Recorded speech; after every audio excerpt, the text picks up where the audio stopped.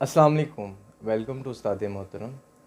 Tenses एक ऐसा topic है जिसको लेके तमाम स्टूडेंट्स परेशान रहते हैं, चाहे वो नाइन्थ क्लास है, टेंथ है, फर्स्ट ईयर है, या किसी भी क्लास में आप स्टडी कर रहे हैं, या किसी आप जॉब पे अप्लाई कर चुके हैं, वहाँ पे आपने टेस्ट देना है, चाहे आप एनटीएस, पीपीएससी या किसी भी मुकाबले के इम्तिहान के अंदर हैं। तो वहाँ पे जाके आपको एक ही चीज़ का मसला होता है कि जब आपको 5 नंबर की मरूज़ी या ऑप्शन जो मल्टीपल ऑप्शंस होते हैं वो आपके सामने आते हैं, तो आपको बहुत डिफ़िकल्टी होती है कि ये मैंने पहले तैयारी क्यों नहीं की। उसकी रीज़न सिर्फ़ एक ही है, और वो वजह ये है कि हम लोग जो हैं इन डिटेल चीज़ों को पढ़ लेते हैं, लेकिन उसका कॉन्सेप्ट हमारा क्लियर नहीं होता है। तो एक चीज़ हमने ये समझनी है कि अपने कॉन्सेप्ट को क्लियर करना है। एटलीस्ट जब आप कहीं पे पेपर के अंदर या कहीं किसी जॉब पे अप्लाई कर रहे हैं, तो वहाँ पे बैठे आप बड़े इजीली उस चीज़ को कर सकें।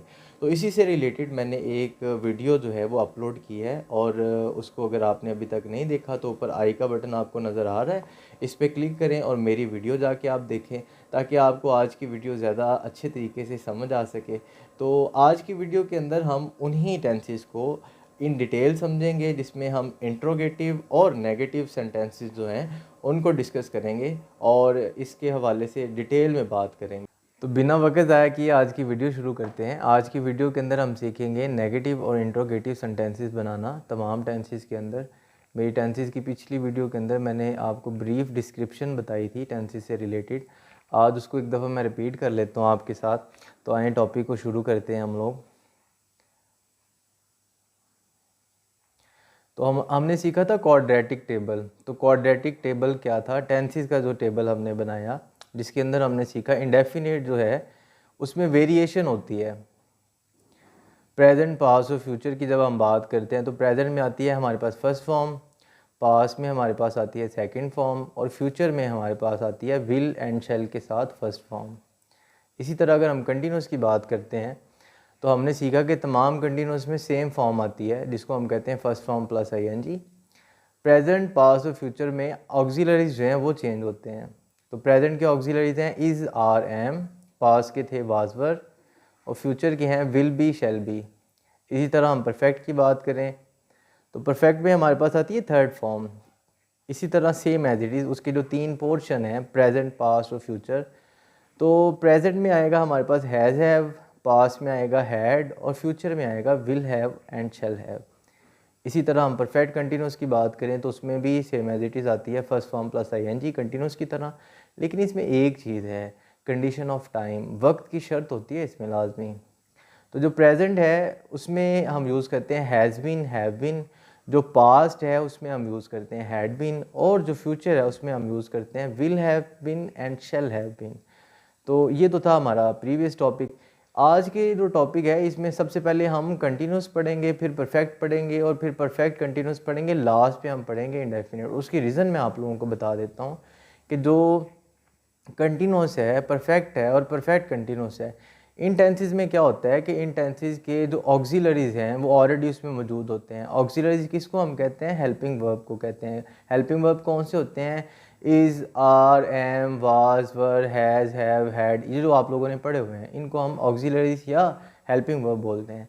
तो इन 3 टेंसेस के अंदर क्योंकि ऑक्सिलरीज ऑलरेडी इस्तेमाल हो चुके होते हैं, तो इसमें हम ये एक सिंपल सी चीज़ रखते हैं कि अगर हमें नेगेटिव बनाना है तो नेगेटिव के अंदर हम लगाते हैं नॉट, और जब हमने इंट्रोगेटिव बनाना होता है तो इंट्रोगेटिव जो हमारा सेंटेंस है उसके अंदर हम यूज़ करते हैं ऑक्सिलरी को शुरू में ले आते हैं। तो इस चीज़ को हम बड़ी आसानी से अभी समझ लेते हैं कि इसको हमने किस तरह इम्प्लीमेंट करना है। तो कंटिन्यूस की हम बात करेंगे तो कंटिन्यूस में नेगेटिव है, इंट्रोगेटिव है। प्रेजेंट की हम बात करेंगे तो प्रेजेंट का एक सेंटेंस के साथ आप लोगों को मिसाल दूंगा, he is not going to school. Past continuous क्या होगा? He was not going to school. Future continuous क्या होगा? He will not be going to school. और इसी तरह हम प्रेजेंट में इंट्रोगेटिव की बात करेंगे तो is he going to school, same as it is वो वाज जो है शुरू में आ जाएगा, was he going to school. और इसी तरह जो अगली एग्जांपल है, will he be going to school. तो इसी तरह कोई भी सेंटेंस है इन्हीं चीज़ों को मद्देनज़र रखते हुए आप सामने रख के देख सकते हैं, पहचान सकते हैं कि आपने ये इंट्रोगेटिव है या नेगेटिव है, या अगर आप किसी सेंटेंस का इंट्रोगेटिव या नेगेटिव बनाना चाहते हैं तो बड़ी आसानी से आप लोग बना सकते हैं। नेक्स्ट हम बात करेंगे परफेक्ट की। तो परफेक्ट में भी सेम एज इट इज़ है, नेगेटिव है, इंट्रोगेटिव है। तो प्रेजेंट में क्या इस्तेमाल होगा, हैज़ के बाद नॉट लगा हुआ है, आप देख सकते हैं, जो मैंने वीडियो के शुरू में आपको भी बताया है। He has not gone to school, perfect में क्या है, he had not gone to school. और फ्यूचर में क्या है, he will have not gone to school. हमने क्या किया, ऑक्सिलरी के बाद नॉट लगा दिया। और जब हमने इंट्रोगेटिव बनाने हैं वही ऑक्सिलरी शुरू में ले आए। Has he gone to school, had he gone to school, will he have gone to school. तो ये एक बड़ी सिंपल सी चीज़ है। हमने क्या कर रहे हैं, सिंपल जब हम नेगेटिव बना रहे हैं तो ऑक्सिलरी के बाद हम नॉट लगा देते हैं, और जब हम इंट्रोगेटिव बनाते हैं उसी ऑक्सिलरी को शुरू में ले आते हैं। जब हम परफेक्ट कंटिन्यूस की बात करते हैं तो परफेक्ट कंटिन्यूस में भी सेम एज इट इज़ है, नेगेटिव इंट्रोगेटिव। जब हमने इसको प्रेजेंट में बनाना है तो he has not been going to school for 1 month. तो लास्ट पे आप देख रहे हैं 1 मंथ लिखा हुआ है, टाइम की कंडीशन है, शर्त है टाइम की। सेकंड में आप देख रहे हैं he had not been going to school for 1 month, और फ्यूचर में हम देख रहे हैं he will not have been going to school for 1 month. आप ये देख सकते हैं कि जब दो ऑक्सिलरीज हैं, हैड है, बीन का इस्तेमाल हुआ है, तो सेंटर में आप नॉट लगाते हैं। जब इसी का आपने इंट्रोगेटिव बनाना है तो has he been going to school for 1 month, और जो परफेक्ट है उसमें हैड शुरू में आ जाएगा, और इसी तरह जो फ्यूचर है उसमें विल शुरू में आ जाएगा। तो पास जो है had he been going to school for 1 month है, और फ्यूचर में क्या है, will he have been going to school for 1 month. तो इसी तरह वीडियो के शुरू में मैंने आपको बताया था कि हम इंडेफिनेट लास्ट पे पढ़ेंगे। उसकी रीज़न ये थी कि आप देखेंगे अभी इंडेफिनेट में जैसे हम सिंपल टेंस उसको समझते हैं प्रेजेंट, पास्ट और फ्यूचर में, इसी तरह जब उनके नेगेटिव बनाते हैं उसके अंदर भी वेरिएशन आती है। उस वेरिएशन को हम समझते हैं। देखें, जब हम नेगेटिव बना रहे हैं प्रेजेंट का तो हम लिखेंगे he does not go to school. अब ये बात आपने ज़हन में रखनी है कि डू और डज़ का इस्तेमाल होता है जब हम बना रहे होते हैं नेगेटिव सेंटेंसेस और इंट्रोगेटिव सेंटेंसेस। तो इसमें आपने एक चीज़ का ख्याल रखना होता है कि जब हम नेगेटिव और इंट्रोगेटिव बना रहे होते हैं तो डू और डज़ का इस्तेमाल होता है जो प्रेजेंट है उसके साथ। अब इसमें एक चीज़ आपने ज़हन में रखनी है कि दे, यू, वी, आई, ये जो हमारे पास प्रोनाउंस हैं, ये प्रोनाउन के साथ हम डू इस्तेमाल करते हैं, और बाकी ही, शी, इट के साथ हम डज़ का इस्तेमाल करते हैं। इसी तरह जब हम नेगेटिव बनाएंगे पास्ट इंडेफिनिट का, उसमें तमाम के साथ डिड का इस्तेमाल करते हैं। तो जब हम इसको पास्ट इंडेफिनिट बनाएंगे नेगेटिव, तो he did not go to school. अब ये देखें, एक और चेंज इसमें आता है। जब हम इसको सिंपल करते हैं तो हम यहाँ पे लिखेंगे he went to school, second form इस्तेमाल होती है इसमें पास्ट इंडेफिनिट में। लेकिन जब हम इसको नेगेटिव में कन्वर्ट कर रहे हैं तब हमने डू जो है वो उसकी सेकंड फॉर्म क्या होती है, डिड। तो हमने यहाँ डिड ऑक्सिलरी इस्तेमाल करना है। लेकिन जब जो इसकी मेन वर्ब है, जो हमारे पास गो था, जिसको हमने पास में वेंट इस्तेमाल किया, यहाँ पे हम इसको चेंज करके इसको हम क्या लिखेंगे, गो लिखेंगे। तो ये बात आपने ज़हन में रखनी है कि जब हम नेगेटिव और इंट्रोगेटिव सेंटेंसेस बना रहे होते हैं पास्ट इंडेफिनिट टेंस के, तो उसके अंदर हम फिर फर्स्ट फॉर्म का इस्तेमाल करते हैं।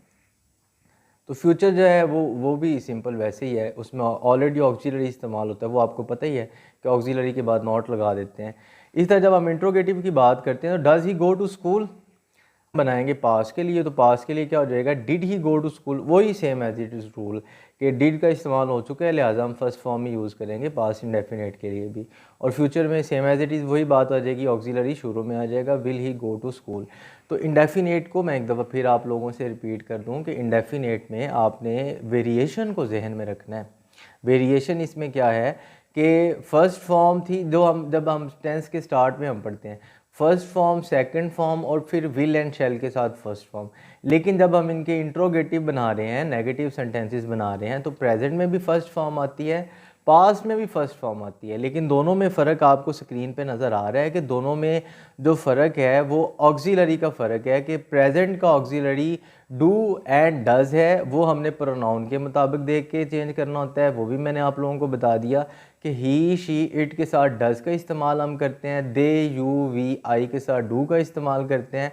लेकिन जो पास्ट है उसमें सब के साथ डिड का ही इस्तेमाल करेंगे, होगा वही लिखेंगे हम। इसके साथ मैं आप लोगों को बताता चलूँ कि मैं इंग्लिश लैंग्वेज का पूरा कोर्स जो है रीडिंग, राइटिंग और उसके साथ स्पीकिंग प्रैक्टिस का, वो इंशाल्लाह मेरी अपकमिंग वीडियोस जो हैं इसी टॉपिक पे होंगी। अगला जो मेरा टॉपिक होगा वो एक्टिव पैसिव होगा। एक्टिव पैसिव के बाद मैं पूरे ग्रामर की इंट्रोडक्शन आप लोगों से करवाऊँगा, ताकि आप अच्छे तरीके से घर बैठ के इन चीज़ों को सीख लें। ये ऐसी चीज़ें हैं कि मसरूफ़ियत है वो लोगों के लिए जो कहीं पे जॉब ऑलरेडी कर रहे होते हैं, या ऐसे स्टूडेंट्स जो फ़ीस नहीं पे कर सकते हैं, या ऐसे अफराद जो पढ़ना चाहते हैं लेकिन उनको अपॉर्चुनिटी नहीं मिली इंग्लिश लैंग्वेज को सीखने की। तो तमाम अफराद के लिए मैं इंशाल्लाह इन डिटेल वीडियोस जो है वो बनाऊंगा, आपको लेक्चर दूंगा, ताकि आप अच्छे तरीके से घर में बैठ के इन चीज़ों को सीख सकें। अगर आपको मेरी वीडियो पसंद आई हो तो इसको लाइक एंड शेयर ज़रूर कीजिए।